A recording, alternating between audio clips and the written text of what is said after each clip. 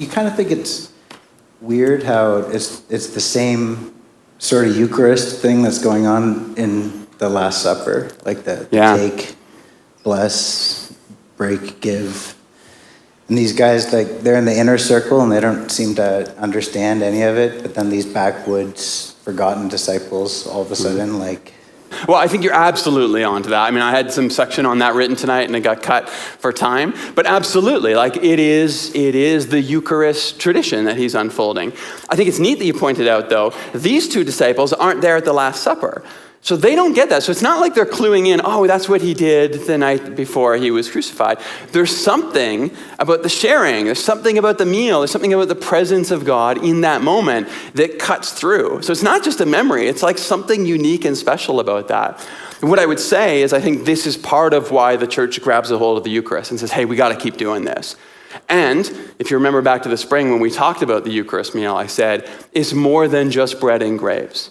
There's something, a real presence of Jesus in that moment, that he is where with us. And, you know, if you've been in that moment where you've shared Eucharist and you just take this little piece of bread, you take that grape, but you bite that and you're like, there's something tangible here about the love of God.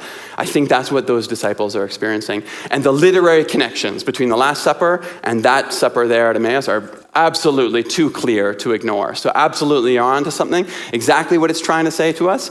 I think that's the beauty of continuing to wrestle with it, but absolutely, thank you for that. Bobby, what do you think? Yeah, layers, I love, of course you would connect some dots, Andrew, and pull out some of the layers, but another layer to me that's really fun to think about here is like there's language that I sort of maybe didn't stumble over a little bit in your sermons today, but the language of like sitting with Jesus, listening to Jesus. And then I just think about like, well, how? Like, you know, how? Where is he? And immediately I'm brought back to this idea of incarnation and how incredibly embodied encounter with Christ is. And that these moments where I encounter something of who I hope Jesus is, they're actually in my brothers and sisters and my siblings. They're in the people as they're serving me the bread and the grape, and I'm walking forward with this room of people. And the invitation there is to seek the Christ in one another. And I think that's this beautiful invitation to the meal always. It can be easy to be like, well, I don't see Jesus, I don't feel Jesus. You do. In one another, you do. For me, I think they were walking on a Sunday afternoon, going down to the town, and they didn't even notice Jesus was walking right beside them. They didn't even notice because they're having a great conversation. That's what combinational kind of thing to do. Like, you know, like we just don't notice sometimes. You know what? I think you're really onto something there. I think part of the question that I put up during the coffee break was this idea of, have you ever had a moment where you're in a conversation, you're having a walk with somebody, and it's only after the fact that you realize Jesus was present in that moment?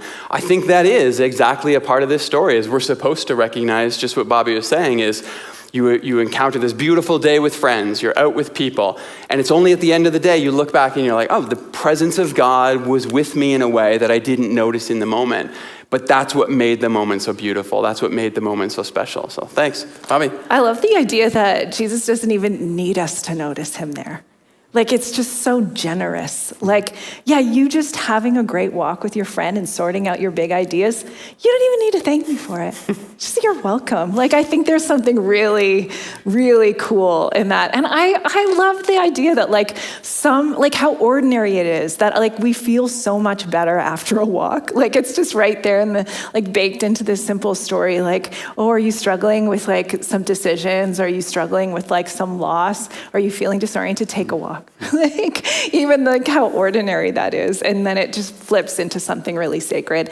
And whether you thank God for it or not, I mean, I think it's a deeply good practice for us. But if you don't, I don't think God's that mad at you for missing, like, giving all praise. I think just happy to see you finding wisdom wherever it is, which again is the Christ.